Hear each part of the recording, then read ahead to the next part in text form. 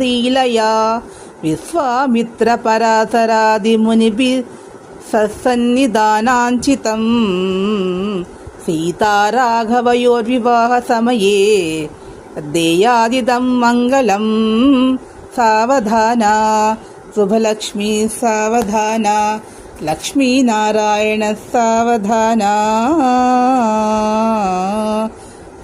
సీతారాముల కళ్యాణ ఘట్టానికి సంబంధించినటువంటిది ఈ స్తోత్రాన్ని ఎవరైతే పాలన చేస్తారో నిత్యము కూడా 11 మార్లు వారికి శీఘ్రంగా వివాహం అయ్యి శ్రీరామచంద్రుని లాంటి మంచి భర్త లభిస్తాడు.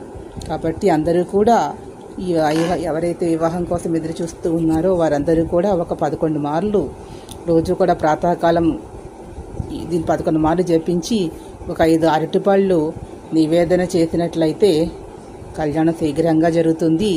అరటిపళ్ళు నివేదన లేని వారు పట్టిక బెల్లమైన నైవేద్యం